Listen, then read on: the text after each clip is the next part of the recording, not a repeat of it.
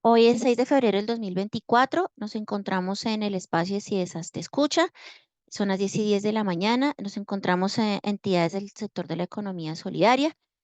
Está con ustedes Luz Adriana Vadillo, gerente de Servicios Integrales Especializados CIESAS. El día de hoy vamos a hablar de informes de asamblea, todas las dudas que tengamos acerca de ese tema. Les informo que este material será utilizado para fines pedagógicos, comerciales o administrativos, y el estar ustedes en la conexión aceptan por parte de CIESAS que le demos el uso al mismo. Si no están de acuerdo, simplemente la persona que no esté de acuerdo se retira de la sesión. Bien, entonces vamos a hacer un pequeño recorderis de todo ese tema de los informes de las asambleas, pero a nivel general, porque yo quiero es escucharlos a ustedes, qué dudas tienen. Eh, yo les voy a compartir un material, ya se los voy a mostrar cuál es. Es algo muy sencillo, pero pues de lo mismo sencillo a veces se nos olvidan algunas cosas. Empiezo con un tema y es la introducción del informe de gestión. Muchos me han preguntado que el informe de gestión, si hay necesidad de ponerle toda la historia y todo el contexto y bueno, todas las listas que conllevan o que hemos visto que hacemos un pequeño análisis económico, macroeconómico. Bueno, eso me lo han preguntado varios de ustedes y la idea es que sí, porque hay que mirar la evolución que se ha tenido se ha tenido de qué, de algún proceso. eh, es importante no solamente mirar en el caso de nosotros el contexto internacional, sino el contexto nacional y aún más el del sector solidario. A nivel general, la recomendación es que obviamente sí se debe hacer un contexto de cómo nos fue en la economía, el tema de la inflación, tema cambiario, porque eso afecta. El tema del desempleo, los fondos de empleados y las cooperativas obviamente pues se van a afectar por el tema del desempleo. Em, Hay que hacerlo, pero también yo les sugiero, porque he visto que faltan muchas entidades eso, cómo le fue a nuestro sector, cómo estamos. En la página de la Super Solidaria van a encontrar temas de crecimiento del sector, con el reporte de rendición de cuentas, cómo estamos frente al sector. En algunos clientes en donde tenemos lo de gestión de riesgos lo hacemos comparado, pero la idea es que se hiciese desde el informe de gestión del gerente, que pues es un tema bien importante. Mm, ya les muestro aquí informe de gestión. Recuerden que el informe de gestión para nosotros no es que sea diferente del de las sociedades comerciales. Todo se basa y parte de la ley 222. Recuerden que por homologación normativa, lo que no está expresamente regulado por nosotros, nos remitimos a las normas. En este caso, la ley 222 que regula y complementa el Código de Comercio, en donde hay unos acápites que tenemos que incorporar en esos informes de gestión. A las personas que están en el correo, eh, déjame un segundito.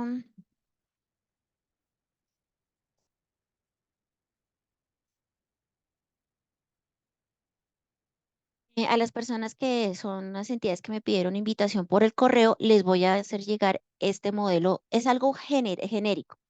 También se los voy a compartir porque muchas de sus entidades tienen sociedades SAS. Se crearon las SAS que para hacer el manejo del fondeo, para tener una unidad productiva, bueno, lo que sea.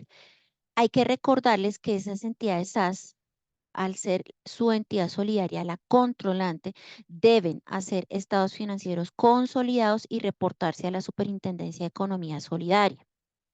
Entonces, el derecho es que primero hagan la asamblea de su entidad SAS para que cuando manden el control de legalidad de su asamblea del fondo de empleados o de su cooperativa, también se mande el estado financiero consolidado y las notas o revelaciones de esos estados financieros consolidados.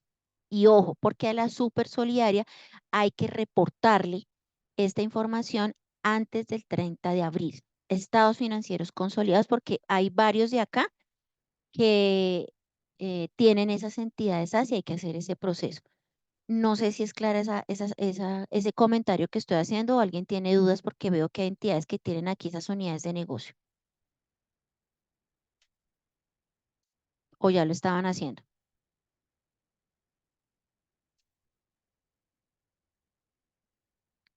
Nadie preguntó. Bueno, están muy juiciosos entonces.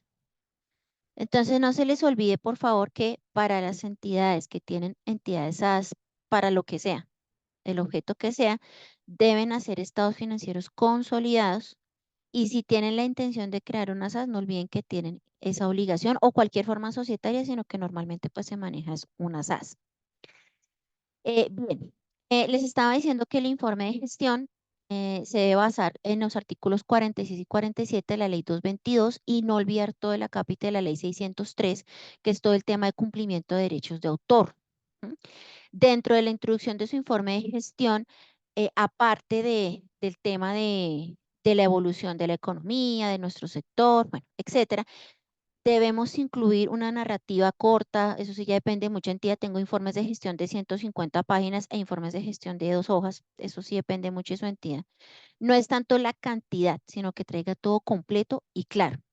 Esa narrativa debe hablar sobre la evolución del negocio de la entidad solidaria, sobre la situación actual de esa entidad, sus resultados, incluyendo no solamente lo financiero, sino en el caso de nosotros, obviamente el componente social o el elemento asociativo, porque nosotros no somos una sociedad, somos una entidad sin ánimo de lucro, pero somos una empresa porque tenemos una unidad productiva, que es la cartera de crédito. Todos en común tenemos eso.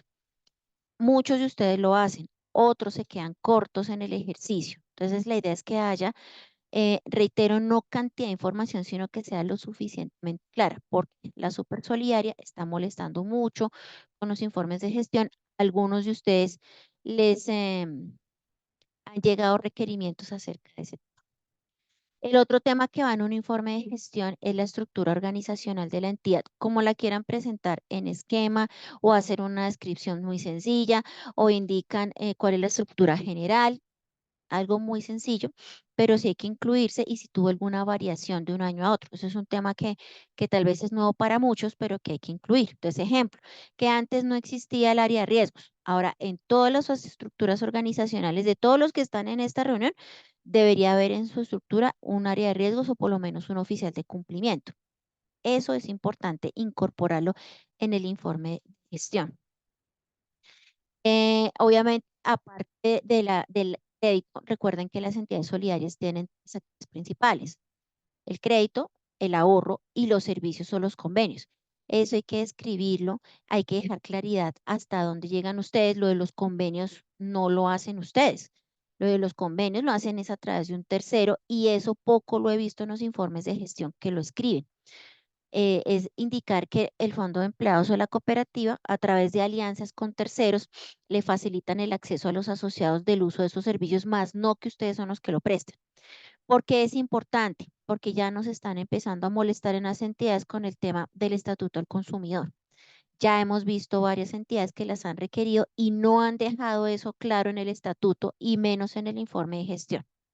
Y eso es importante porque en caso de una reclamación, obviamente la idea es que ustedes hayan informado que ustedes no son responsables, eso ya lo hemos dicho en otras capacitaciones, de los servicios que prestan terceros en su entidad. Ustedes lo que hacen es una alianza para facilitar el pago, pero el responsable del servicio es la medicina prepagada, el asegurador, el que le vendió las cositas a su asociado, etcétera. Otro tema, obviamente la evolución de su entidad es ser basada en indicadores, sería chévere, en evolución por gráficos. Muchos ponen el crecimiento de la cartera, la colocación, la base de asociados. Eso es importante colocarlo. Los que tienen Integral Rex, pues aprovechar los gráficos o la información que suministra el software para adelantarla. Eso es importante. Em, y ya eso sí va muy a discrecionalidad del gerente que vaya a hacer ese informe. Lo importante es que sea lo más claro posible. Reiterarles el componente social, porque obviamente en el modelo del informe que les mando, como es para una sociedad, no nos trae el elemento asociativo, pero en el caso de nuestras entidades es muy importante mirar la composición por ciudad, por empresa patronal, que muchos de esos lo hacen. Em, También el tema de la cantidad de ingresos del año, salidas del año, por qué se van los asociados. Eso es importante. Y muchas veces lo preguntan en las asambleas y no tenemos ese dato, y eso es importante. No es lo mismo decir que se retiraron 200 asociados a decir que de 200 asociados por temas económicos reingresaron 100, que pasa mucho. 40 fue por retiro voluntario y 60 fue por despido laboral. Eso cambia muchísimo el resultado y es importante que ustedes lo incorporen en su informe de gestión. Alejandro Garzón, buenos días. Adelante, por favor. Hola Adrianita, buenos días y buenos días para todos. Qué pena ingresar hasta ahora, pero acabas de mencionar algo que para nosotros es clave y no sabía si involucrarlo o no en el informe de gestión. Para nadie es desconocido que la entidad patronal para la cual nosotros somos el Fondo de Empleados atraviesa en este momento una intervención administrativa que ha generado un pánico, obviamente, y que nos significó a nosotros el año pasado, en el segundo semestre, el retiro, no solamente voluntario, sino también de la empresa, porque muchas áreas fueron, pues, de despidos y demás, y tuvimos más o menos unos 70, 80 retiros por esta causa. En el informe de gestión es importante y se debería mencionar que atravesamos esa intervención o no ser tan puntuales. Es Gracias. importante en tu caso. Es que para ilustrar en la entidad de Alejandro hubo un factor exógeno que no estaba bajo el control de su entidad. Y es el tema de que en esa entidad el regulador hizo intervención. Eso abocó a que hubo cerca de 80 despidos que lo manifestaban y eso obviamente le bajó a él la base social de su entidad. Incluso el uso del crédito tuvo que ser aún más restringido porque daba la preocupación, la gente no se quiere endeudar o no se quería endeudar mucho a raíz de ese tema. Entonces, ese es un muy buen ejemplo de un factor exógeno que debe incorporarse en el informe de gestión. Entonces, la evolución de la base social. Iniciamos con tantos asociados. De tantos asociados se retiraron, no sé, 120 en el año. De esos 20 asociados que iniciaron en el año, perdón, de esos 200 asociados que se retiraron, 90 se desvincularon de la entidad por la intervención que en fecha tal inició la Superintendencia de Salud en el caso de esta entidad. Es una situación que se sale del control, pero si tú te presentas a la asamblea y que se te retiraron 150 asociados, inmediatamente te van a preguntar que qué pasó. Es recomendable que lo dejes, obviamente muy concreto, pero sí hay que informarle a la gente para orientar que no es falta de gestión, sino que de verdad pues hay factores exógenos. Esto también se presentó con las entidades públicas, porque a raíz del cambio de gobierno hubo mucha gente que salió de las entidades públicas, muchísimo, y estas entidades tienen fondos de empleados. Eso hay que informarlo porque no depende de la entidad solidaria ese tema. ¿Sí, Alejandro? Perfecto, Adrianita, muchas gracias. Bien. ¿Quién más, por favor, tiene algún comentario? Pues clara esta explicación.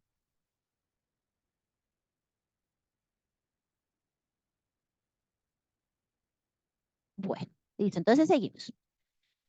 Entonces, importante, balance social, por favor, háganlo.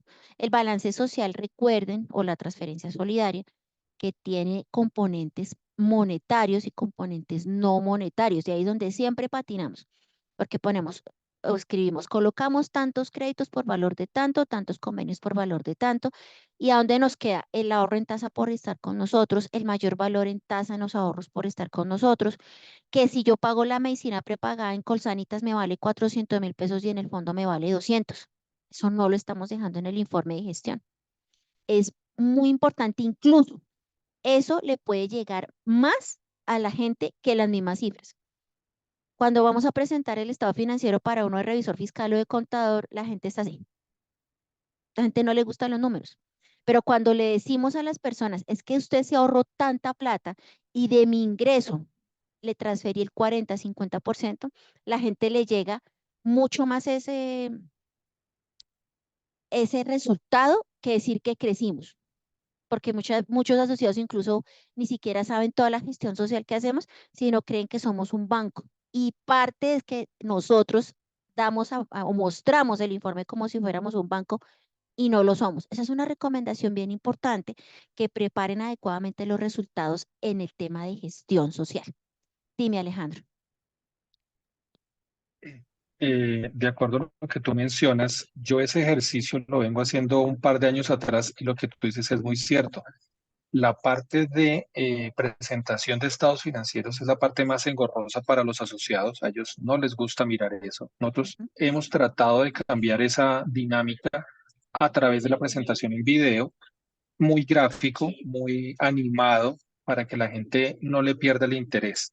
Pero lo que sí resalto es una recomendación que tú me diste ya hace unos años atrás, en donde nosotros, y sobre todo desde la gerencia, nos tomamos la tarea de cuantificar cuánto se ahorran los asociados en cada uno de los servicios. Por ejemplo, si ustedes comercializan boletas de cine, ¿cuánto se ahorraron las personas en boletas de cine? Y uno dice, oiga, nosotros somos un fondo de empleados, entre comillas, pequeño, pero demostrarles a ellos que se ahorraron casi 110 millones de pesos en entradas a boletería de cine, la gente dice, oiga, me estoy ahorrando una buena plata.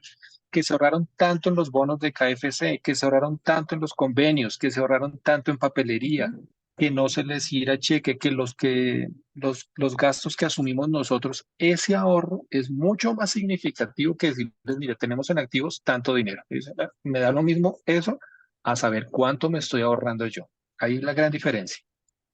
Sí, señor, correcto. Eso es lo importante de ese ejercicio.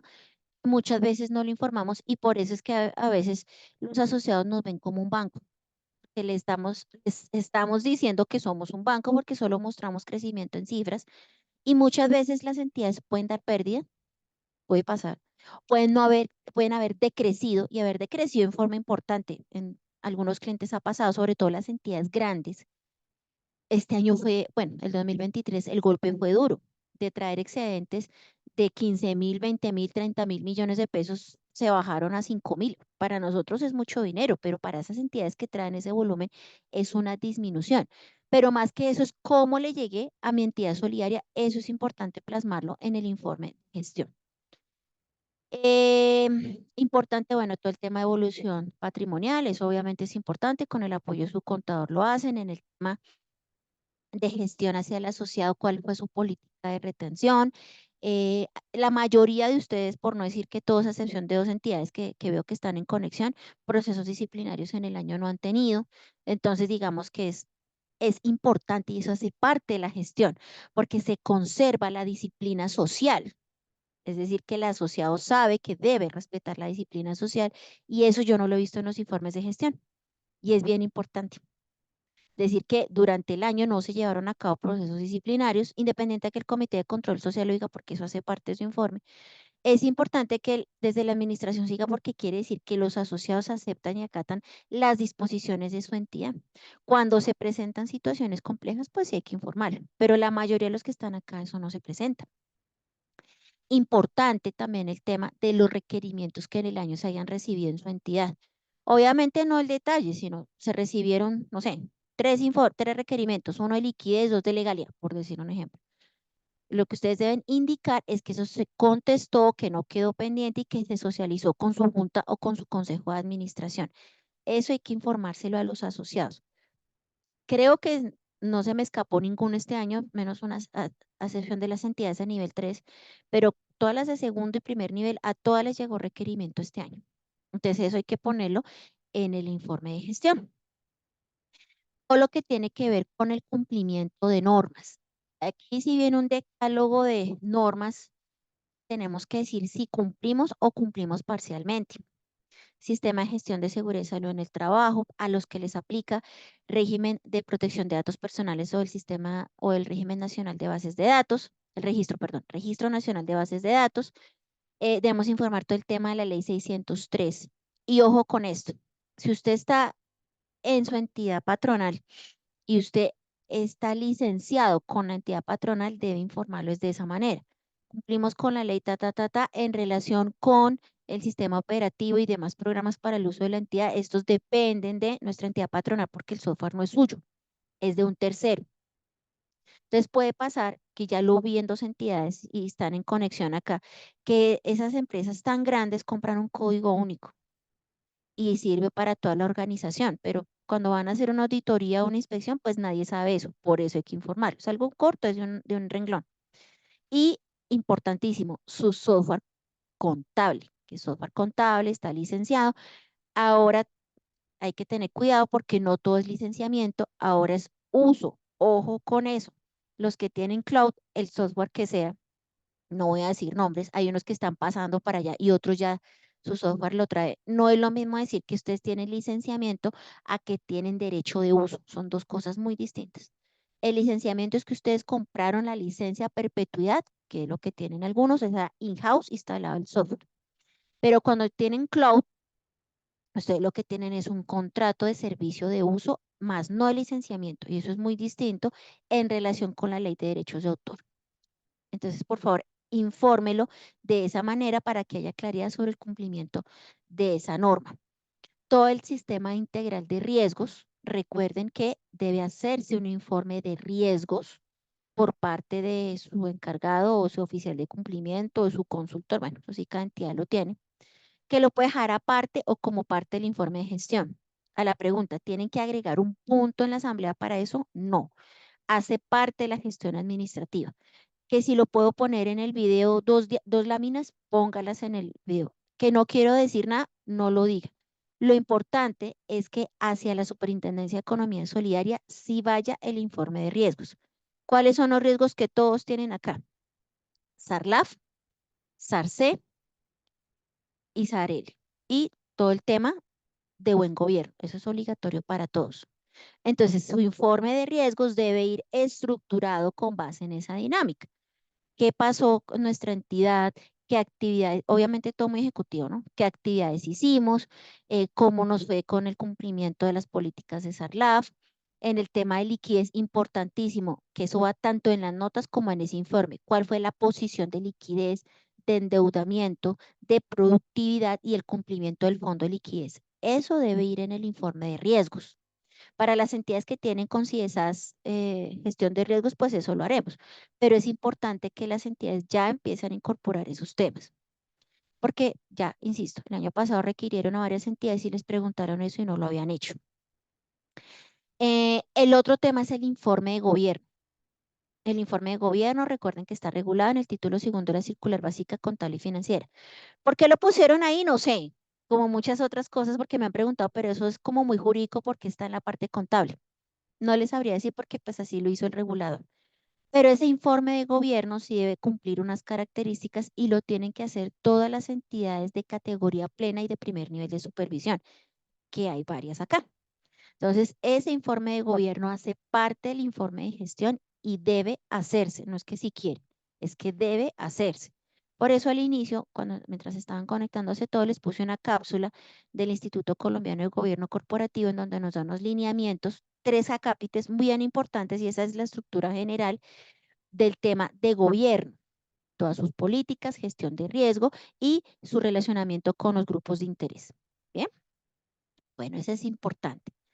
Recuerden, tengan presente, el informe de gestión debe desarrollársele una cápite de informe de riesgos y para los que les aplica, informe de gobierno, con los lineamientos que dice la norma que se los voy a mandar en el correo a los que se inscribieron en el correo electrónico. Bien, hablemos del tema de riesgo de crédito. Particularmente este año hay un cambio importante y es que ya muchos tuvieron que empezar a hacer la medición del modelo de pérdida esperada. Para los clientes que tienen Integral RIX, pues nosotros en el mes de noviembre les entregamos el módulo de pérdida esperada. Hicimos capacitación acerca de ese tema de pérdida esperada. Vamos en la charla del 1 de marzo a hacer un repasito de ese tema porque este año tienen que tomar medidas frente a eso.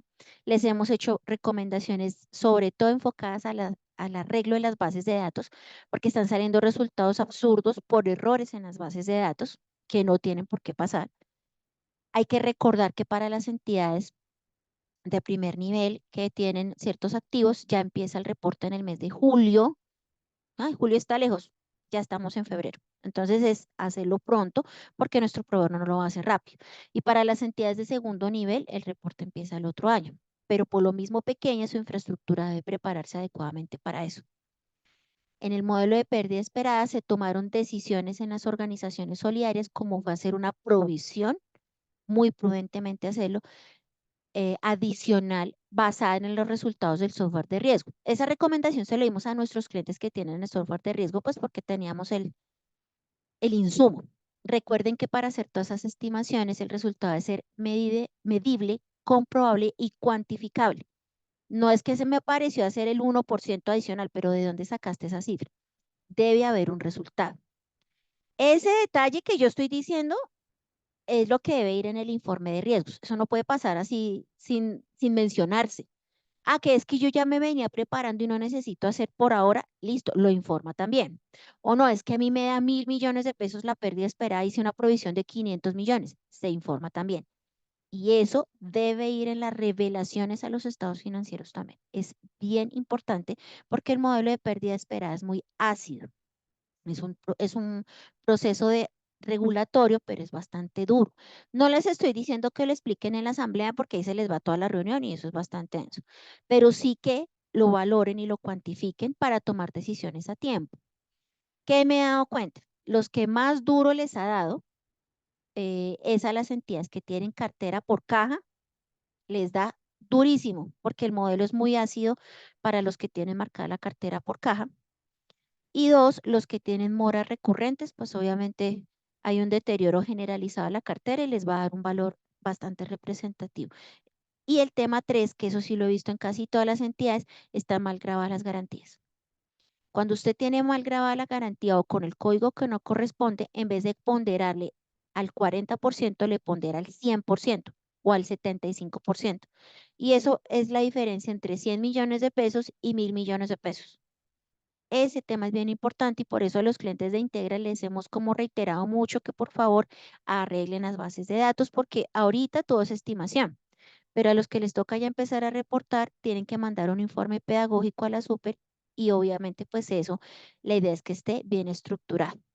Importante revelar el tema de pérdida esperada. ¿Hay alguna inquietud de eso, por favor, que estaba hablando todo el tema de riesgo que hace parte del informe de gestión o es claro? Están muy tímidos hoy. Es Es claro. claro, muchas gracias. Sí, Listo. señora, súper claro. Gracias, señora Adriana. Listo, doctora Claudia. Alejandro, Yo sí estoy muy participativo hoy, dale, no pero importa. prefiero ahorita darme la pila y no lo que me pasó el año pasado de Ujú. 4 o 5 requerimientos de parte de la Requerimientos. super porque pidieron 1000 cosas. Ujú, Cuando tú hablas de la pérdida esperada y nosotros acatando las instrucciones y recomendaciones que nos has dado, nosotros teníamos un error que de pronto para muchos puede ser obvio y es que teníamos ya una cartera provisional 100% ujú, eh, y la teníamos allí. Cuando pasábamos el indicador, pues obviamente esa cartera ya castigada al 100%, cartera provisional al 100%, perdón, ujú, nos arrojaba un porcentaje pues muy negativo. Eh, ujú. es importante mencionar eso en el informe, decir, oiga, hicimos este estudio, revisamos y esa cartera que teníamos provisionada, pues pedimos toda el proceso, el debido proceso para hacer un castigo, o más bien no decimos eso. Eh, Preguntas bien interesantes. Una cosa es que yo me esté preparando para la implementación del modelo de pérdida esperada, que toca hacer, ¿sí? Pero eh, si tú tuviste castigos de cartera, en las notas a los estados financieros se debe revelar esa información. Y tú Ok. en el informe de gestión debes poner dos cosas. ¿Cuál fue la gestión de cobro en el caso de tu entidad? Pues, discúlpame que te ponga ejemplo, pero es que hay las dos Sí, cosas. no, no, no, dale, dale. En la entidad de Alejandro hubo en el año 2023 las dos cosas. Hubo castigos importantes de cartera y hubo cobranza de cartera. Ese era el punto al que se iba a seguir, que en cartera debemos escribir, hay tantos procesos jurídicos por cobranza de cartera, tanto en cobranza externa por valor de tantos en gestión administrativa o normalización, cantidad y valores. No hay necesidad de poner los asociados, no, sino cantidades y valores. Perfecto, Eso hay que hacer. perfecto. Ok. Claramente, eso tiene que estar soportado en un algo, ¿no? No es ahí la Sí, información, sino sí, tiene que estar en un algo. Y frente al sin castigo actas de y demás. Sí, señor. Y frente al castigo de cartera, bajo acta de junta directiva de tal fecha se castigaron tantos créditos por valor de tanto. Eso hay que informarlo en el tuyo. Y en el de la Perfecto. revelación de los estados financieros hay que poner un acápite en el caso de tu entidad, ya que María Cheli está levantando la mano, para que lo tengas presente, hay que poner esa información en las revelaciones a los estados financieros, ¿vale? Perfecto, Adrianita, gracias. Listo. María Cheli, buenos días. Hola Adriana, ¿cómo estás? Bien, cuéntame. ¿Me escuchas? Sí, señora, dale. Una pregunta. Bueno, estabas diciendo ahí de lo del castigo de cartera y lo de las recuperaciones, y eso sí lo colocó en las notas, en las revelaciones. Pero en eso que estabas diciendo de la pérdida esperada, no te entendí bien. Toca hacer como colocarlo en en las revelaciones también, pero dar como explicar que nosotros ya estamos haciendo digamos que como un ahorro, una provisión, y por lo que se va a tener que hacer en lo de la pérdida esperada, es que no te entendiese muy bien. En el de pérdida esperada se debe indicar, más o menos, ¿no? De la literatura. Con base en el título cuarto de la circular básica contable y financiera, en su anexo técnico, como le quieras escribir, relacionado con el riesgo de crédito, a partir de tal fecha, dependiendo de la entidad, entrará en vigor o en vigencia el reconocimiento del modelo de pérdida esperada en los estados financieros, razón por la cual Fondefan, en este caso ejemplo, o Baker o el que sea, ha iniciado el proceso de evaluación a través de su software de riesgo. ¿Por qué lo menciono? Porque tiene que estar sustentado en un algo esa valoración, determinando que el valor estimado de pérdida esperada a diciembre es de 60 millones de pesos, por decir un número. En el caso de Fondefan es más plata. Eh, Sin embargo, la administración en vigencias anteriores ya había realizado con cargo al resultado protección de cartera enfocada hacia este rubro por valor de tanto. En consecuencia, para este cierre no se deben generar deterioros adicionales, sin embargo, se seguirá el monitoreo. Esa es una opción. La opción dos, que son la mayoría, porque no todos fueron tan juiciosos como en esta entidad que ya venían preparándose hace unos 3 años, es que con base en el resultado de la cuantificación, el modelo de pérdida esperada y tomando en cuenta su entrada en vigencia en tal fecha, se hizo una estimación dando como resultado una provisión o un deterioro por valor de tanto, el cual fue reconocido en los estados financieros y que hace base para, o ese, el capital inicial o el monto inicial a la víspera de la iniciación del modelo de pérdida esperada. ¿Más claro? Sí, señora. Pero entonces ahí en esa estimación, digamos que para poder saber el valor de la estimación, ¿tú nos puedes colaborar con lo del programa de RIS para darnos más o menos la estimación? Sí, en las entidades que tienen Integral Risk con nosotros, les vamos a reenviar a todas el archivo de pérdida esperada a diciembre para que lo puedan verificar. Y en el caso de las entidades que tengo contigo, en el informe de riesgos, yo les colaboro con esa parte. Pero pues como hay entidades que no tienen ni una cosa ni la otra, pues por eso lo estoy explicando en ese nivel de detalle. ¿Vale? Ay, muchas gracias, Adriana. Muy amable. Gracias. Listo, bien. Entonces, estábamos hablando del tema de la cartera. Entonces, en la cartera hay que explicar muy bien esos tres aspectos. Pérdida esperada, si es de nivel 3, pues no, porque no le va a aplicar. Nivel 2, categoría plena, importantísimo primer nivel de supervisión, porque son las entidades que más cartera tienen que valorar. Si no ha hecho nada, porque puede pasar que no haya hecho nada, debe indicar que está en el proceso de cuantificación, de evaluación de pérdida esperada, que se estima tal cosa. Si no ha hecho nada, pues simplemente lo menciona, pero decir que está iniciando, que está haciendo el proceso, no dejen pasar eso así derecho.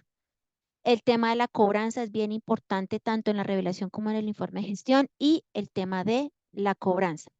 Recuerden que para castigos de cartera, porque este año vi mucho castigo de cartera en los clientes, tiene que haber un concepto del abogado indicando las razones por las que esa cartera es incobrable, el concepto de la gestión completa del representante legal, en donde se plasme qué fue lo que hizo para recuperar esa cartera y que definitivamente no se pudo, el acta de la junta directiva en donde se aprobó el castigo de esa cartera, y y cuatro, la nota contable en donde se ve el retiro de la cartera, el capital y la provisión quedando en cero, pero a su vez el reconocimiento en las cuentas de orden para el control de la misma. Que es que las cuentas de orden no se usan en la super, pero para efectos del catálogo de cuentas, pero para control, esas se siguen utilizando porque la cartera no se puede simplemente eliminar y desapareció de la entidad solidaria.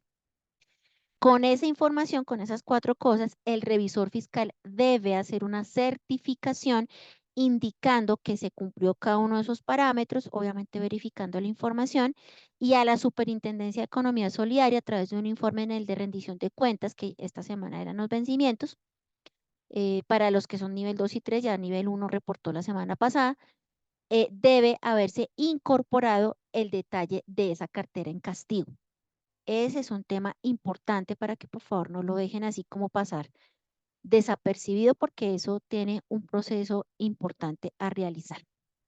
¿Hay dudas del tema del castigo? Porque es que eso hace parte del informe también, tanto de las revelaciones como del informe de gestión.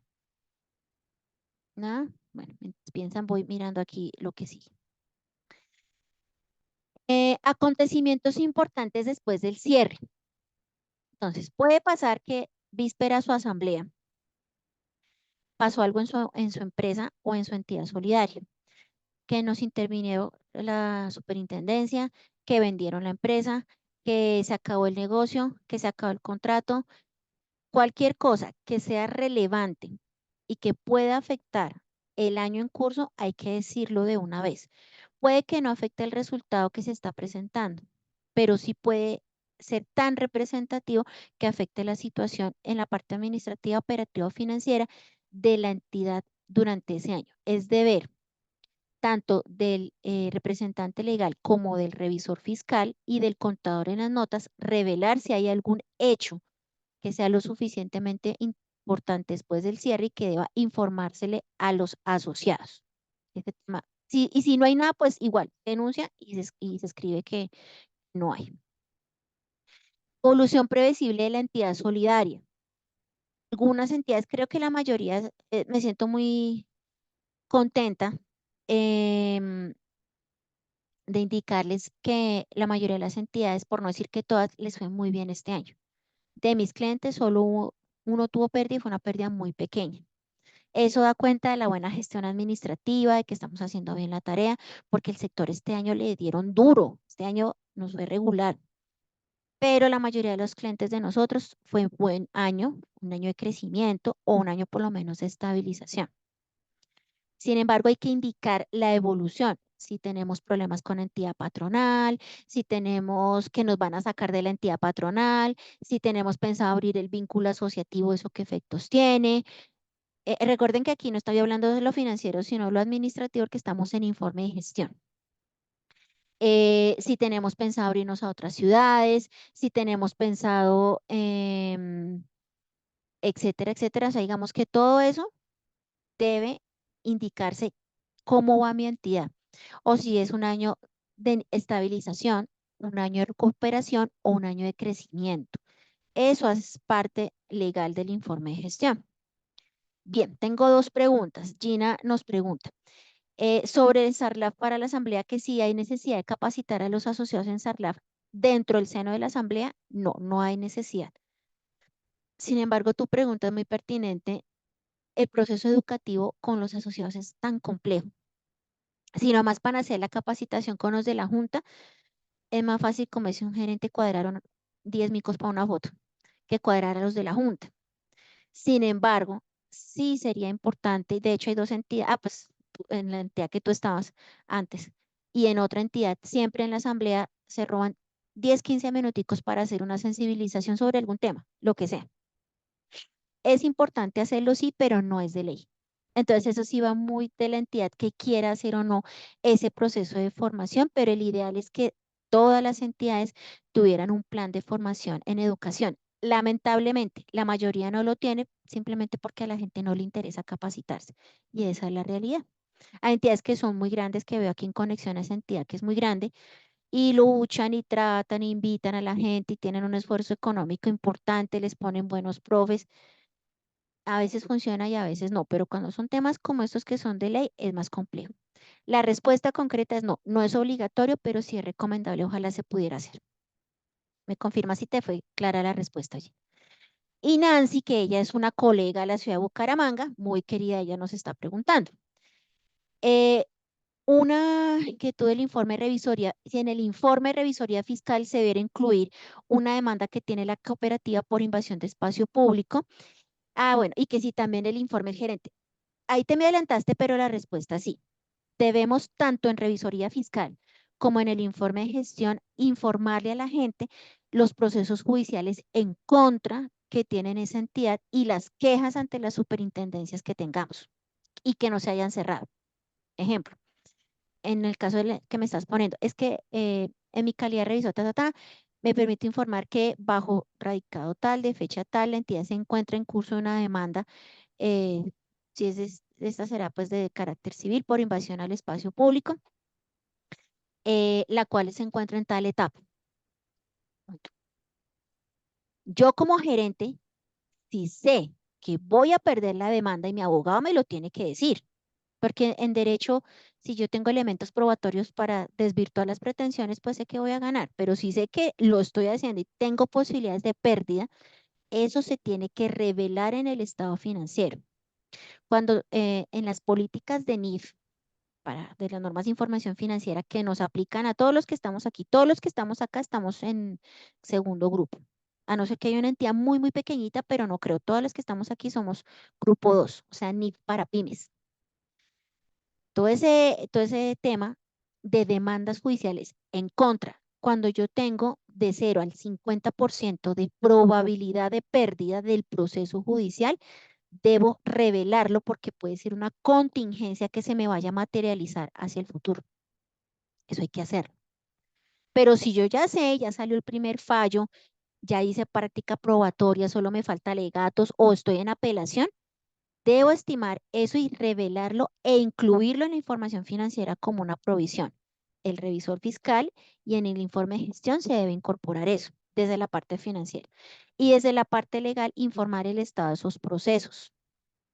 Cuando son muchos, porque puede pasar que sean muchos, es radicado, tipo de proceso y el estado en el que está, pero esa información debe revelarse y debe informarse. ¿Listo, Nancy? ¿Es clara la explicación? Bueno, muy bien. Buenas todas las preguntas. María Ah, Dolores, ya. Hola Adri, ¿cómo estás? bien. No, solamente un comentario con respecto a lo de la capacitación en SARLAF para todos los asociados.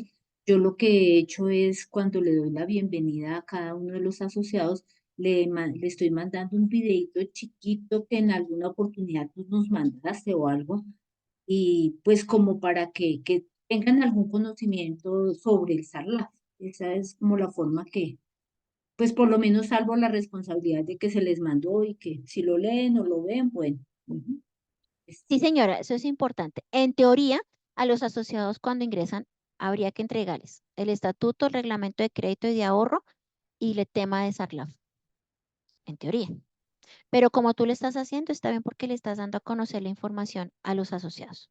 Bien, Ok, digamos, entonces, importantísimo y que he visto que tienen mucho con esto, operaciones con los administradores en el año. Primer punto, ¿quiénes son administradores? Según la ley 222, administradores son representantes legales, miembros de juntas directivas, liquidadores. Entonces, ¿los del Comité de Control Social son administradores? No, no son administradores porque ellos no son directivos. Y claramente lo dice la circular básica jurídica. Los miembros del Comité de Control Social no son de un comité. Tan es así que ni siquiera el nombramiento de estas personas tiene registro en la Cámara de Comercio. Las operaciones con administradores deben y tienen que revelarse, tanto en el estado financiero como en el informe de gestión. Que por protección de datos no vamos a poner los nombres. La norma no dice que se detalle quién y cuánto, sino representantes legales, tantas operaciones, valor. Miembros de junta directiva, tantas cantidades, valor.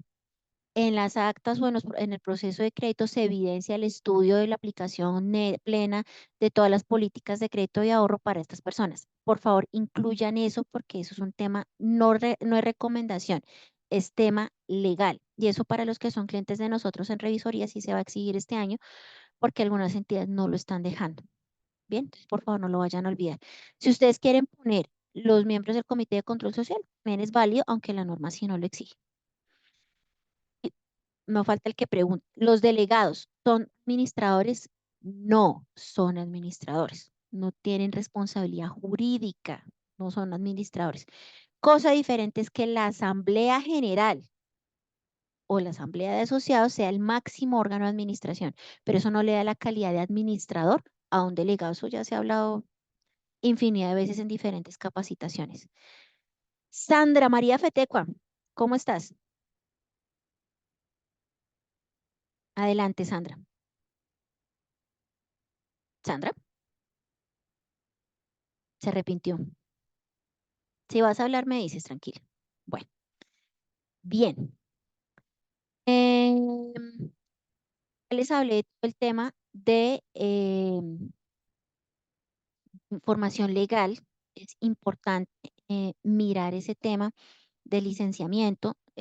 También, obviamente, si su entidad fue sometida en el año a algún tipo de auditoría interna, parte de la revisoría fiscal, informarlo, hay que hacerlo, porque obviamente eso tuvo unos resultados. Si eso tuvo unos resultados, pues es que importante informarlo. No obviamente en un nivel de detalle amplio, pero sí hay que incorporarlo en el informe. Bien. ¿Tienen alguna inquietud para cerrar el tema y paso a lo financiero? Aunque hablé de algunos temas financieros, ¿no? Pero no sé si tengan alguna duda. Hola Adri, ¿cómo estás? Bendijo Adri. Hola, Marce, señora. Bien. Bueno, es tema de los bienes inhábiles. No sé si eso lo vas a tocar más adelante Dale. o... No, ¿Sí? dale. Mm, Listo. El tema es, digamos, ¿se hace con corte el 31 de diciembre No. o, digamos, a febrero? Digamos, nosotros lo pensamos hacer en marzo, entonces tenemos una fecha de corte eh, a febrero, ¿sí? Los que tenemos activos a febrero y en qué momento, digamos, ya que así hagan el pago, en qué momento ya puede pasar de inhábil a hábil, si me hago entender. Sí, sí, lo tengo claro. Bueno, tienes 3 preguntas Sí, en una sola. Es interesante la pregunta, aunque no es de los informes, pero sí es importante porque es del tema de la asamblea. La habilidad o inhabilidad de los asociados depende del tema al régimen a que él corresponde. Antes de contestar tu pregunta, la señora Rui me escribió en el chat que sí es importante revelar lo de los funcionarios. En el caso de los fondos de empleados cooperativas será el gerente, que es el que es directivo. Los empleados no es de ley, pero si se quiere informar, se puede hacer. Lo de ley es el representante legal principal y suplente para el tema de los funcionarios o colaboradores de las entidades. Cierro el paréntesis. En el caso de los hábiles, Gina, ustedes ejemplo, discúlpame, te pongo ejemplo, tienen programado convocar el 13 de febrero. Esa es la fecha de la junta directiva en la que van a convocar. Esa es la fecha del corte. No es ni el 31 de diciembre ni el 31 de enero. Es el día en que se convoca. El Comité de Control Social debe hacer la certificación basado en la fecha en que se convoca. Entonces, primera respuesta. ¿Cuál es el corte? La fecha en que la junta directiva convoca a la asamblea es la fecha del corte para establecer la inhabilidad. Segunda pregunta. Bueno, ¿y qué hago con, segunda respuesta, ¿y cómo hago para normalizar a estas personas? Para las entidades que no son de categoría plena, ustedes tienen es que informar que se va a convocar unos días antes. Entonces, el 13 de febrero, un ejemplo, que es el caso de tu entidad. Entonces, el 30 de enero, por decirte un ejemplo. General, señores asociados, les informamos que tal fecha se va a hacer convocatoria, se va a llevar a cabo la convocatoria para realizar la asamblea del año 2024, razón por la cual lo invitamos a esta fecha del corte a estar al día con sus obligaciones, esto con el ánimo que pueda participar de las deliberaciones.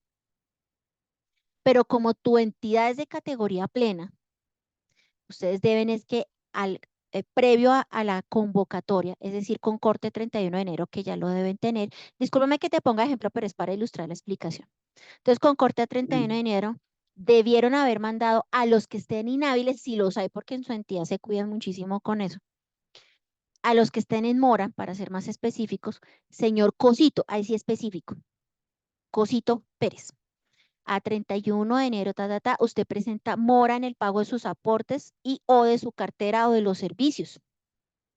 Razón por la cual debe, o le informamos que el próximo 13 de febrero se realizará la convocatoria de la asamblea. Por tal motivo, al 12, al 11, a la fecha que haya tu gerente te diga, debe estar al día con el total de sus obligaciones y así no quedar inhábil para participar. ¿Ves la diferencia? Si yo no soy de categoría plena, mando un aviso general. Oiga, señor asociado, voy a convocar, pague porque puede quedarse por fuera, general. Pero si yo soy de categoría plena, que es el caso de su entidad, deben decirle a la asociación en este punto, ya deberán a ustedes haberles informado si tienen personas en esa en esa calidad. Que hasta tal fecha, la idea es que sea máximo 2, 3 días antes de convocar para que les dé tiempo a aplicar a ustedes. Bueno, que ustedes son poquitos, pero entidades que son muchos. Debe ponerse al día con sus obligaciones, caso contrario se verá inhábil. Y ya después de convocar, si llega, como la asamblea de ustedes es general, no es por delegados, claramente si a la fecha en que se celebra la asamblea el asociado está en mora, deben enviarle una carta indicándole que se inhabilitó, que si bien es cierto en la fecha convocatoria era hábil, para la realización de la asamblea solo contará con voz y no con voto. Eso es importante. Entonces son 3 cosas No, diferentes. no te ¿Te entendí quedó? lo último. Lo último es que ya hiciste el proceso y resultó que nadie te quedó inhábil, ¿sí? Ujú. La asamblea de ustedes es el 6 de marzo. Y el 6 de marzo o el 5 de marzo se dan cuenta que 2 asociados, por ejemplo, no pagaron lo de febrero y quedaron en mora. Un ejemplo. Entonces ustedes deben informarle a esos asociados que a pesar de que en la convocatoria eran hábiles, para participar en esta asamblea son inhábiles, porque el cumplimiento de pago tiene que conservarse tanto al momento de la convocatoria como al momento de la celebración de la asamblea. Ahora sí, O sea, tenemos que estar pendiente uno al 31 y dos al cierre, al 31 de enero y el otro al 28 de febrero. en el caso de tu entidad, sí. Sí, ahora sí, Ok. que te oigo con Y duda. digamos, cuando el pago a veces entra ese mismo día, un ejemplo, hay personas que pagan ese mismo día, pero nosotros no lo vemos sino hasta el otro día. Por eso es que es importante decirles hasta cuándo tienen plazo para estar al día. Porque Ok, obviamente el mismo día, pues tú estás en otros temas y no tienes sí. cómo verificar. Te lo digo por lo que en tu entidad hay una muy buena parte de asociados que tiene pago por caja. Ujú, ujú. Eso es bien importante y es muy pertinente tu pregunta porque se han caído asambleas o llegan cuestionamientos del regulador por el tema de la convocatoria. Repito, la inhabilidad se certifica por parte del Comité de Control Social en la fecha en que la En la Junta fecha. Directiva convoca. No en la fecha del Ujú. corte del mes anterior, sino en la fecha que se convoca. Ejemplo, si mi junta es el 13 de febrero, la certificación es con 13 de febrero, ¿vale? Y los que estén inhábiles a esa fecha. A esa fecha. 2, si soy de categoría plena, antes de convocar tengo que especificar a los que estén inhábiles y decirles, oiga, usted, cosito, por no pagar tal y tal cosa, está en mora, razón por la cual está inhábil. En consecuencia, si no paga hasta tal fecha, no podrá participar en asamblea. Le estás avisando, le estás dando la razón y le estás dando el tiempo que tiene para subsanarlo. Esos son los 3 requisitos del decreto 962. Pero si no son de categoría plena, que son varias de las que están acá, se manda es un aviso general indicando cuándo se va a convocar para que la gente sepa y subsane. Y finalmente, previo a la asamblea, si ese asociado está hábil, pero dejó de pagar y se inhabilitó, pues le tienen que informar que ya no es hábil para participar para que no tengan problemas con el quórum o con las deliberaciones. ¿Listo, Gina? Ahora sí. Listo. Pero esa sí ya no se certifica, esa ya queda así. No, no se queda así, ese tema interno es para Ah, control ok. interno. Importante, el Comité de Control Social, aparte de expedir la certificación de los asociados inhábiles, debe dejar constancia de que se publicó la certificación de eso en los medios que utilicen, página web, cartelera, porque son las 2 cosas, la certificación como tal del detalle y la certificación general de que el proceso se hizo. En los requerimientos han ¿Y pedido esa información. eso no cambia en nada el quórum? No. Digamos un ejemplo, si a enero pues no tengo inhabilidad porque todos están al día, Ujú, digamos. claro. Y llega febrero y hay, no sé, 15 personas inhábiles. Ujú. Por eso antes de iniciar antes de iniciar la asamblea se verifica quórum. Y el quórum es, tengo 1000 A partir asociados, de, se me inhabilitaron 15, son hábiles para participar 975. 985, con el ejemplo que te estoy dando. Claro, hay que informarlo y para eso es que se llama lista. Lo que pasa es que en tu entidad no hay esa dinámica porque nunca había asociados inhábiles. Ha sido muy extraño, muy raro que pase. Pero en la mayoría de las entidades que sea asociados inhábiles, pues eso se verifica. Ah, listo, dale. Bueno, Listo, ahora dice, sí. Gracias. Zulma nos pregunta que si la inhabilidad incluye el pago de aportes. La respuesta es sí, sí incluye el pago de aportes sociales porque es el incumplimiento de cualquier obligación pecuniaria o económica del asociado y el aporte social y el ahorro permanente es una obligación económica. Eso inhabilita a una persona para participar en la asamblea. ¿Que ustedes cómo van a definir esa inhabilidad? Si con días o con 30 días, eso debe ir en su reglamentación interna porque eso es una pregunta que me hacen frecuentemente. No, es que a mí el asociado me paga empezando el mes, entonces tiene 5 días. ¿Lo inhabilito o no lo inhabilito? La norma dice que tenga mora. Para usted, ¿qué es mora? ¿Un día o 30 días? Eso lo debe definir en el reglamento de la asamblea o en la convocatoria. Zulma, me contesta si te quedó clara la respuesta, por favor. Y Sandra, que iba a Sí, hablar, pero Adriana, muchas gracias. vale, listo. Y Sandra Fetecua, bienvenida, que me iba a preguntar, pero se arrepintió. Dice, es que, que no se te activa el micrófono. Mi pregunta es, con las operaciones del administrador, ¿se debe indicar si se desembolsa? Claro, en el tema de revelación e información de los administradores debes tener cartera, ahorros, porque hay administradores que no siempre piden prestado, hay gente que tiene platica y ahorra en entidad, pues en tu entidad no porque solo es de aporte, pero sí la cantidad de créditos que se desembolsaron el año porque esas son operaciones, cantidad y valores. Claro, eso hay que informarlo, pero no en detalle cada persona, sino solamente los totales. Cuanto a la pérdida esperada, si tenemos una utilidad alta, se realizó una provisión para el tema de la pérdida, pero todavía no tengo ninguna evaluación. Lo que pasa es que, como te decía, cualquier provisión, y no es porque sea pérdida esperada, cualquier provisión o deterioro debe tener una estimación medible, cuantificable y comprobable. Como no tienes de dónde sustentarlo, pues debes darle alguna explicación a ese tema, pero claramente em, la supersolidaria o tu revisor fiscal te pueden objetar esa provisión porque tienes que tener una base sobre la cual se sustenta eso. Pudiera ser el tema de, con base en evaluación de cartera, inferir algún nivel de riesgo basado en mora, aunque en tu entidad pues no había moras altas. Tienes que tener algún lineamiento y no simplemente decir es que este año el excedente fue alto, entonces metamos 20 millones o 30. Debe haber una explicación, reitero, no porque sea el tema de pérdida esperada, sino porque cualquier deterioro en los estados financieros debe tener esas tres características, medible, comprobable y cuantificable. Por eso les decía a las otras entidades que tienen el software con nosotros que les voy a reenviar toda la información a diciembre porque cuando le hicimos entrega miramos a noviembre para que tengan el soporte completo de todas las estimaciones que hicimos. Sandra, ¿me confirma si fue clara la respuesta? Me haces el favor. María Doris está preguntando, inhabilitada porque, por favor, ya. Hola. María Doris está No, si quieres ya preguntando, me entendiste, no, yo bueno. te entendí, tranquilo. Entonces María Doris me está preguntando que cómo así lo de la página web.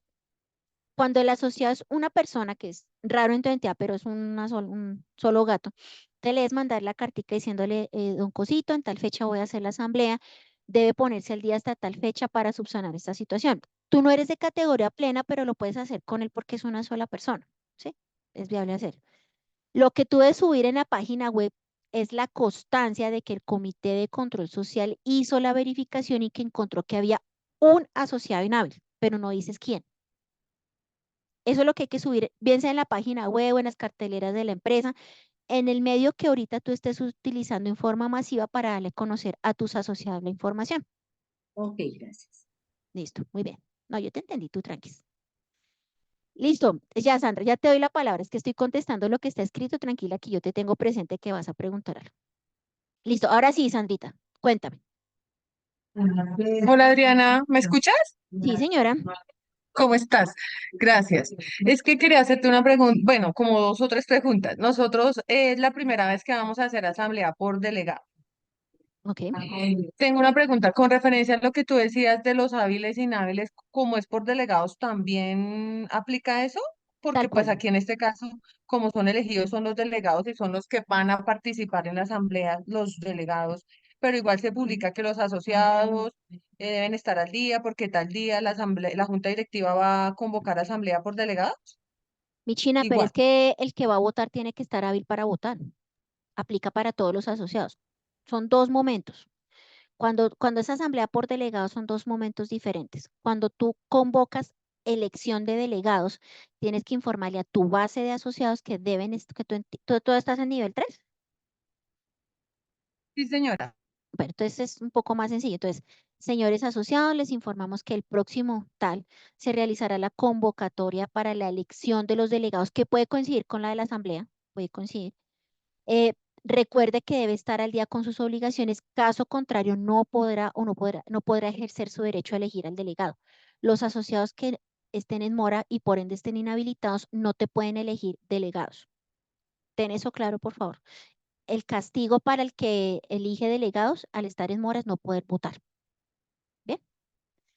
Ya para los delegados, tú tienes que emitir un reglamento de delegados en el cual tiene unas condiciones y claramente la primera condición es ser asociado hábil.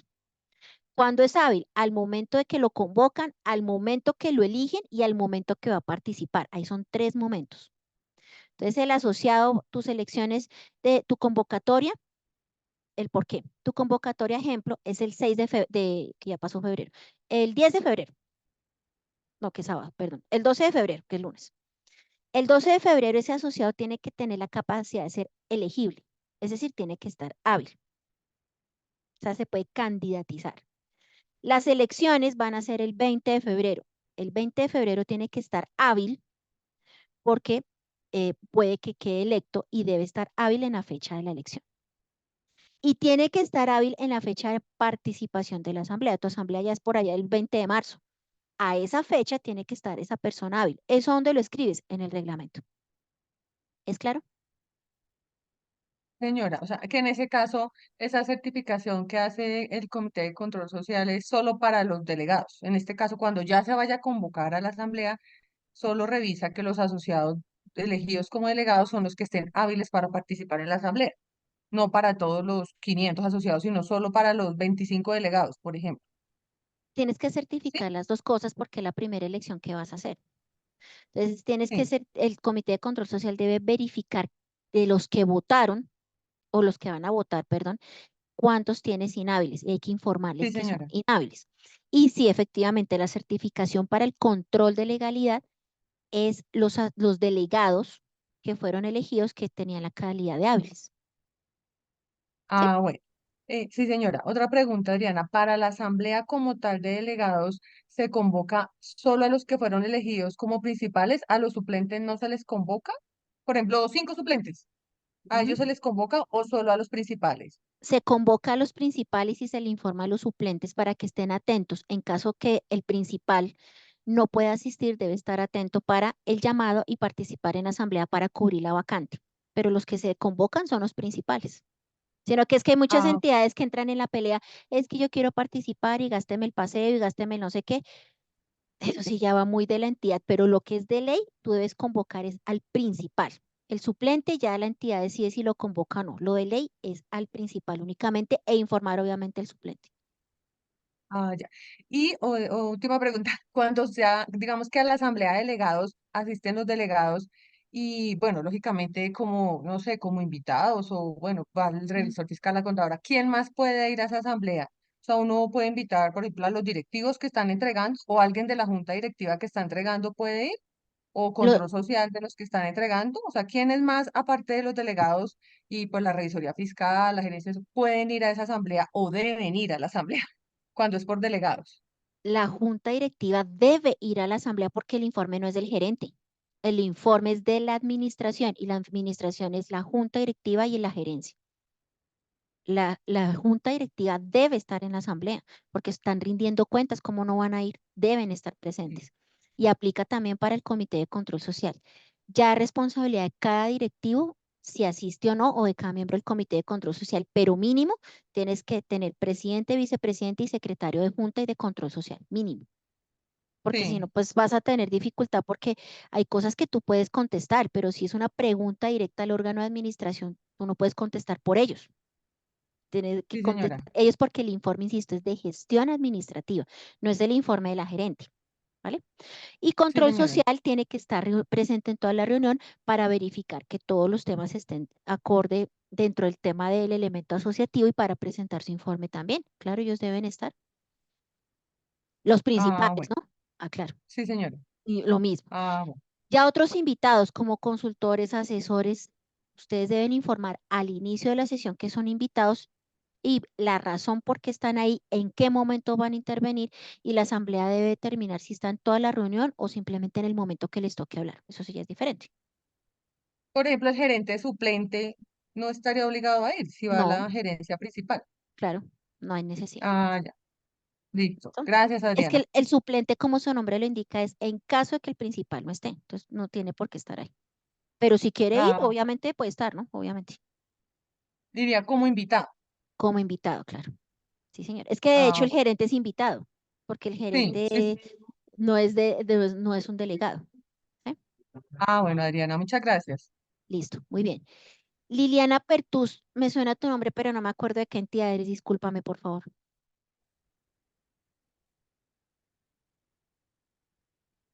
Liliana, ya, habla otra vez, por favor. No, Adriana, no, ¿me escuchas? ya, ahora sí, señora. ¿Cómo estás? Dame un segundo que ahora yo no te escucho. Bueno, mi pregunta es si por favor podrías repetirnos nuevamente los tres momentos en los que los delegados para participar en la asamblea deben estar hábiles. ¿Me recuerdas de qué entidad eres, por favor? Es que se me olvidó. Cavipetrol. Ah, tú eres de Cavipetrol. Allá, bienvenida. Entonces, Gracias. en el momento de la elección, porque tiene que ese candidato ser elegible y para eso tiene que pues tener la calidad de hábil porque no podemos elegir a alguien que no cumpla con el requisito. En el momento que sea electo, que ya ustedes ya pasaron sus elecciones, entonces ahí de los que ya fueron electos, pues la idea es que todos estuviesen hábiles. Y al momento de realizar la asamblea deben estar hábiles. Entonces, por ejemplo, en el caso de tu entidad que pasan casi 2 meses, su asamblea, su elección de delegados fue cerca del 22 de febrero, si no me falla la memoria, pero su asamblea es hasta el 22 de marzo, más o menos. Pasan 2 meses. Entonces, si previo a la celebración de la asamblea tienen delegados que ya están electos, inhábiles, deben avisarles que están inhábiles y hasta cuándo tienen para subsanar y puedan participar, y más que es la Asamblea General del año. En eso, en su entidad tiene que tener mucho cuidado por lo que ustedes hacen con mucha antelación el proceso electoral. Ya ustedes hicieron dos de las tres cosas. Ya convocaron para elección, es decir, que ya hubo candidatos. Ya eligieron a los candidatos y ya están electos, están en el proceso de resolver dudas, inquietudes, bueno, etcétera. Les falta la asamblea. Entonces, con el corte que ustedes manejan allá, deben informarle a esos 32 delegados, o si son 32 delegados, si alguno está inhábil o no, y cuándo tiene que pagar, no sé, creo que tu asamblea es el 22 o 23 más o menos, entonces, no sé, tendrá que ponerse al corriente al 18 de marzo, por decirte un ejemplo. Avisarle por escrito, no se te vaya a olvidar, por favor, que pues tú sabes que allá hay que dejar todo debidamente soportado y por escrito, ¿vale? ¿Es claro? Sí, muchísimas gracias. Listo, muy bien. Yadira Peña, que es del Fondo de Empleados de Legis, me está preguntando, cuando la entidad tiene vínculo abierto, es decir, diferentes entidades patronales, ¿es exigible o recomendable que la Asamblea de Delegados exista un representante por cada entidad? Otra pregunta, para definir la cantidad de delegados, ¿se calcula en la base al total de la base social o se puede tomar los mínimos 20 que indica la regulación? Bueno, entonces, esas cosas las defines vía estatuto y vía reglamentación. Hay diferentes formas de elegir a los delegados, por ciudad, por empresa, por grupo poblacional o los 20 primeros que llegar, porque muchas veces se torna complicadísimo elegir delegados. Yo he visto a los gerentes, venga, por favor, postúlese que me faltan dos, me faltan tres, como hay otros que se sobran los candidatos, eso es muy de cada entidad. Eso hace parte de la autorregulación de las entidades y debes, si no está claramente definido en tu estatuto, debes definirlo vía regulación a través del reglamento. En el reglamento se hace cómo es la elección de delegados y la participación que va a tener, bien sea por patronales o bien sea por zonas regionales o bien sea por cantidad de asociados o por votación. Sin embargo, la recomendación de la Supersolidaria es que para dar participación a los diferentes grupos poblacionales establezcas con base en el promedio o en la participación de los asociados una cantidad de delegados para cada grupo, siempre teniendo por lo menos uno para cada grupo. Es una recomendación, pero no es un tema impositivo. Ejemplo, tienes 500 asociados y 300 son del EGI, 100 son de otra empresa y 200 de otra. Ejemplo. Y 100 de otra. Entonces haces la proporción de cuántos delegados, siendo el máximo, el mínimo 20, cuánto le corresponderían. La norma no te dice que porque tengas 800 asociados tiene que ser 80 delegados. No. Vía estatuto, porque eso sí es estatutario, tienes que definir si son mínimo los 20 o tienes 30 o 40, pero deben ser siempre mínimo 20. La norma no te dice que porque tengas más asociados, entonces tienes que aumentar el número de delegados. ¿Es claro, Yadira, la respuesta? Y mientras me contestas, Sí, Elisita, señora Adriana, muchas gracias. listo. Elisita me está preguntando, ¿el anuncio de la certificación se publica? Ah, sí, claro, sin nombre. La que es de carácter público es el Comité de Control Social, después de verificar la inhabilidad de asociados, informa que se encontraron tres asociados inhábiles para participar. E internamente tú sí les debes mandar la carta indicándoles que están inhábiles para participar porque a la fecha de corte de la convocatoria no estaban al día con sus obligaciones. Por eso es que es importante avisar previo a la convocatoria para que la gente se ponga al día y pues no tenga claro que ni puede ser en el caso de tu entidad elegible como delegado, ni hacer proceso de votación, aunque en tu entidad es por inscripción. Elisita, ¿te quedó claro? Bueno, mientras Elisita me contesta, ¿qué nos falta? Les voy a compartir el numeral cuarto del capítulo correspondiente a estados financieros, que son temas que debemos tener en cuenta en la revelación de la información financiera de nuestros asociados, de los estados financieros. Recuerda, por favor, que el juego completo de estados financieros es balance general o estado de situación financiera, estado de resultados, estado de flujo de efectivo. Si le aplica estado de cambios integrales al patrimonio, las revelaciones y la certificación de los estados financieros. La información financiera debe venir comparada con el año anterior. No es que si queremos, debe venir comparada. Por favor, para que lo tengan presente, porque hemos visto estados financieros que no los comparan y así no es como se hace. Alejandro, adelante. Adrianita, es que ahorita una persona participó y decía que querían invitar a unas personas y que los acompañaran y demás. La recomendación muy personal que yo doy por la experiencia ya de veintitantos años en este tipo de actividades es que más bien se rijan a los que verdaderamente deben estar en una asamblea. Así Luego, es. por experiencia, porque en alguna oportunidad nosotros hicimos eso ya hace varios años atrás, hace 14 años tuvimos una asamblea, que estaba echando cabeza a eso, en donde invitamos a unas personas para que nos acompañaran, para que vieran cómo era la asamblea, y justo una de esas personas que no pueden participar hizo una propuesta, otros la apoyaron, le dijeron que porque ella no podía participar, es que usted no está delegada, pero es que yo también estoy asociada, y se formó el problema más grande en esa asamblea. Tanto que a las 2 de la tarde fue la intervención de la señora, a las 7 de la noche se cerró ese día la actividad y se retomó al día siguiente. Entonces yo sí los invito a que más bien, es muy personal, obviamente muy respetuoso, que asistan a la asamblea las personas que de verdad deben asistir a una asamblea. Pare de contar. Eviten dolores de cabeza futuro. Es mi recomendación. Era eso, Adrianita. No puedo decir nada diferente a que me adhiero, porque es así, ya que hay dos entidades que invitan hasta el perro y el gato y siempre hay pelotera porque todos creen que pueden participar y no es así. Pero obviamente tampoco le puedes, si vía estatutaria o vía los mismos delegados regulan que pueden participar, pues hay que hacerlo, pero sí, la recomendación es que solo participen los que tienen que estar. Esa es la Tal verdad. cual. Sí, señor. Gracias, Adrianita. Listo. Entonces, hablemos ahora, complementando para ir terminando, el tema de información financiera. Eh, Recordarles que las políticas de contabilidad deben estar actualizadas por lo menos del año 2021, mínimo, mínimo. Sin embargo, recuerden que el año pasado salió el concepto del Consejo Técnico o la orientación profesional del Consejo Técnico de la Contaduría, que ha regulado temas que para los que vienen conmigo ya lo sabíamos, el tema de los aportes, el tema de los fondos sociales. Sin embargo, hay entidades que eso no lo estaban haciendo y ya es una orientación de fondo. Entonces, es importante que su política contable esté actualizada. ¿Quién hace eso? La junta directiva. Eso no es facultad del gerente. Entonces, por favor, verifiquen eso que esté actualizado, si no, pues el revisor fiscal tendrá que decir que la política contable está desactualizada.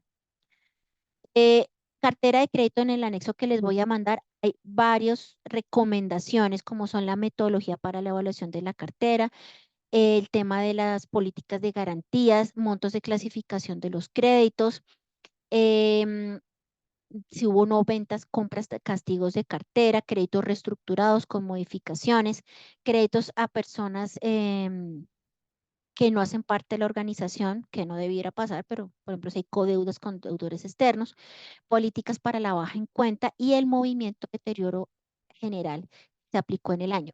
Eso tenemos que hacerlo en las revelaciones a los estados financieros. ¿Quiénes? Todos los que estamos acá porque todos tenemos el producto de cartera. Ah, que es que yo no tuve reestructuraciones, pues lo informas ahí, que no hubo reestructuraciones.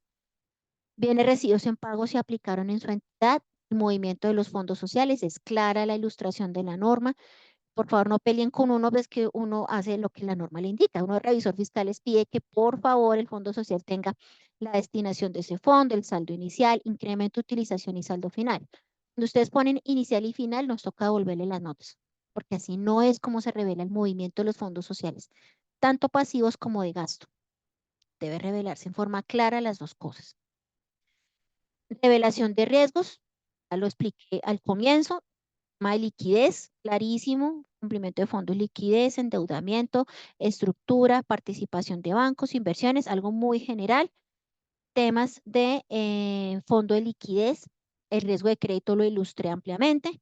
En SARLAF, en las notas, en mi opinión personal, no deberíamos meter información. Eso va a ser en el informe de gestión, pero algunas entidades o revisores consideran que incorporarlo es meramente informativo porque es que ese tema está regulado en un marco jurídico diferente, pero lo pueden incorporar en las notas. Sin embargo, el grueso debe irse en el informe de gestión del gerente. ¿Ven? Régimen prudencial, obviamente si su entidad está en régimen prudencial, debe revelarlo, informarlo que cumplió todo el tema del decreto 344, cuál fue su indicador de solidez final, cupo máximo endeudamiento al cierre de diciembre y si tuvo o no operaciones por encima. Eso sí hay que revelarlo en el estado financiero. Adicionalmente, si hubo cambios importantes en la clasificación de sus estados financieros, si utilizó, ojo, el fondo de revalorización de aportes, si lo capitalizó, eso hay que informarlo. Aquí tengo varios que tienen eso. Entonces, en el año tal existía o existe un fondo de revalorización de aportes por valor de tanto. Opción 1, el cual no se capitalizó durante el año. Listo. Opción 2, con base en la instrucción de la asamblea, se procedió a capitalizar estos recursos por valor de tanto. Bien, eso hay que informar. Informe de gestión, ya casi toda la charla versó en eso, y informe de gobierno, que también ya lo expliqué, tiene ese informe de gobierno 9 puntos, sobre los cuales hay que manifestarse, entonces ese debe ir para todas las entidades de categoría plena y primer nivel de supervisión. El dictamen de su revisoría fiscal, cada vez nos meten más cosas, entonces pues eso ya va a ir más largo y eso sí va muy a criterio el revisor fiscal hasta qué punto informa. Recuerden que lo que sí tienen que hacer es que ese dictamen, que el ideal es que incluya el tema de control interno o un tema de control interno, debe enviarse con el paquete completo de estados financieros. ¿Cuándo? 30 días calendario después de hacer la asamblea. 30 días calendario, no con el informe de control legal, porque eso es otro asunto. El control de legalidad se hace 10 días después o en promedio 10 días después de hacer el trámite en Cámara de Comercio y no siempre los tiempos coinciden. Más aún que tengo aquí entidades conectadas que el acta es de 300 hojas, pues obviamente no van a alcanzar a hacer el control legal tan rápido. Pero lo que es control financiero sí lo deben hacer dentro de los 30 días calendario. Bien, eso es lo más importante. Informe de Comité de Control Social, la norma desafortunadamente no dice nada, es muy abierto, pero básicamente, ¿qué es? Funciones del Comité de Control Social. Que se haya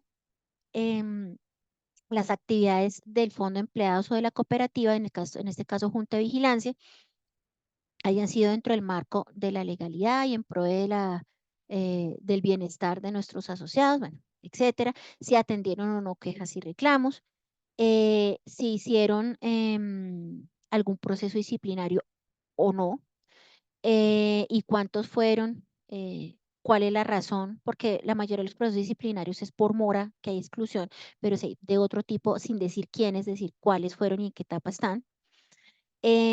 Todo el tema de balance social, lo que vayan a decir o puede que no digan nada. En teoría, el balance social, una parte debería mostrarle al Comité de Control Social, pero pues lamentablemente no son como muy participativos en ese tema, entonces siempre queda con el gerente, pero hay entidades que sí lo hacen. Informarlo también de las actividades administrativas como la revisión de las actas, la certificación de asociados, pero eso es lo accesorio, que muchas entidades le dan importancia a eso. Y muchos de los órganos de control social creen que son el revisor fiscal y esa no es su función.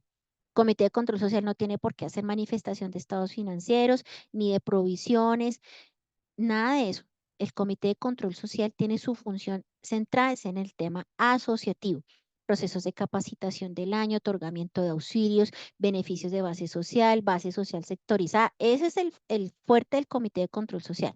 Pero ya entrar a hacer afirmaciones que le correspondan a la revisoría fiscal, pues chévere que las haga, pero pues la super hace caso omiso a eso porque no es función del Comité de Control Social, a no ser que sea una situación grave en relación con la estabilidad administrativa operativa de la entidad, que eso ya es un tema de denuncia, pero no es del informe de gestión del Comité de Control Social. Lo aclaro porque algunas entidades del Comité de Control Social revisa libros oficiales, revisa estados financieros y esa no es la función de ellos. Su función, reitero y lo hemos dicho en varias charlas, es el elemento asociativo. Y sobre eso debe versar. Y claramente las recomendaciones, si así las tienen, de mejora del servicio hacia la administración. Bien. Otras dudas me han hecho, es que si tengo que hacer informe de liquidez, que si tengo que hacer informe de cartera, todo eso va en el acápite de riesgos. Antes sí tocaba que aparte se hiciera un informe de liquidez y uno de cartera. Ahora no, todo está unificado. Independientemente de que internamente usted tenga comité para cada cosa, el informe de riesgos es uno solo. Y todo lo que es riesgo de liquidez, de cartera y de SARLAF, es parte de un solo sistema que es el Sistema Integral de Administración de Riesgos. La norma lo dice así claramente, no me lo estoy inventando yo, es que algunas personas creen que van temas aparte todavía y no. Lo primero que dice el título cuarto de la circular básica contable y financiera es que el sistema de riesgos es uno solo y va integrado con esos sistemas. ¿Por qué lo digo? Porque entre más unificada y condensada está la información, más entendible y práctico será el informe de gestión de ese gerente o de esa administración. Bien, me alegra que han hecho preguntas muy interesantes y ha sido muy participativo el espacio. ¿Tiene alguien algún otro comentario o pregunta, por favor?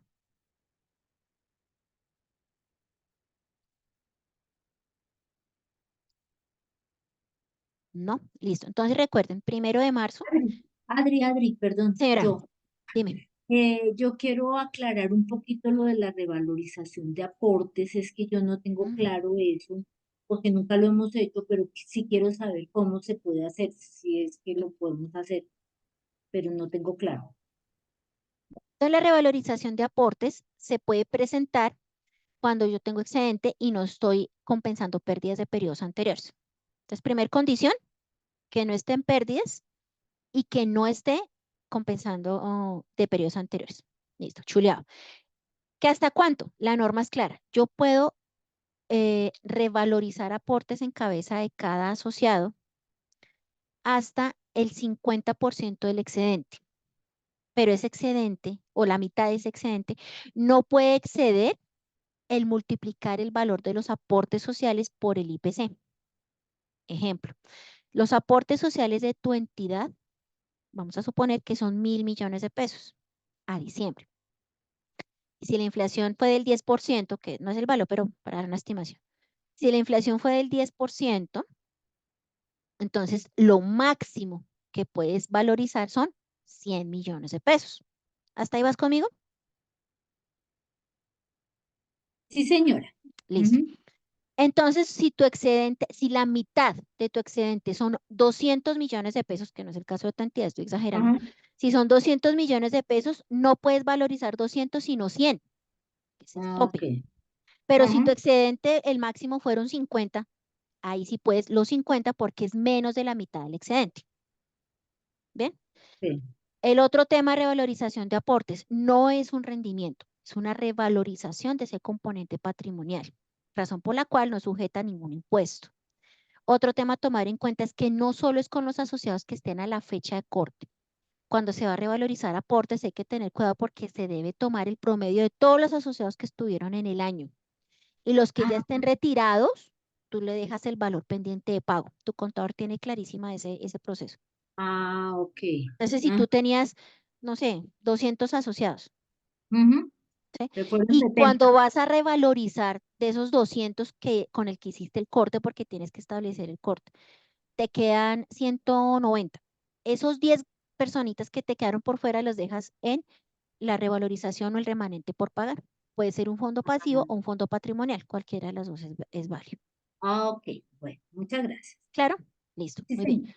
Para los que van a revalorizar aportes, tener presente ese tema porque este año algunas entidades dieron excedentes chéveres. Pueden revalorizar tomando en cuenta esa instrucción porque es muy clara del tema del regulador. Primero, compenso pérdidas. Segundo, algo importante que se me olvidó es que si tengo ingresos de terceros, tengo que excluirlos de la base del excedente porque esos son ingresos por otras actividades. Es el excedente neto de la entidad. ¿Listo? Bien. Sandra me está diciendo que si mando la grabación. No, no, señores, no mando la grabación, pero sí queda subida en el canal de YouTube. Entonces yo les mando ese link en donde la pueden ver los usuarios. Bueno, entonces les estaba recordando que el 1 de marzo vamos a hacer un evento sin costo para los clientes de Integral RIX. Vamos a explicar, a darles una orientación del proceso de evaluación de riesgos de este año. Vamos a hacer mucho énfasis en el tema de pérdida esperada y en el tema de liquidez, que es lo más grueso. Entonces es para que participen. Y las entidades que no son clientes de Integral RIX también están invitados, pero internamente les daré información del costo. Cualquier duda, por favor, ya saben que nos pueden consultar. Y les estaremos enviando actualización de un proceso que estamos haciendo de renovación de nuestra página web y de nuestros canales de comunicación. Entonces, muchísimas gracias por su participación. Les deseo un feliz día y bendiciones para todos ustedes. Muchas gracias. Gracias, Adrianita. Muchas gracias, Adriana. Gracias. Luego.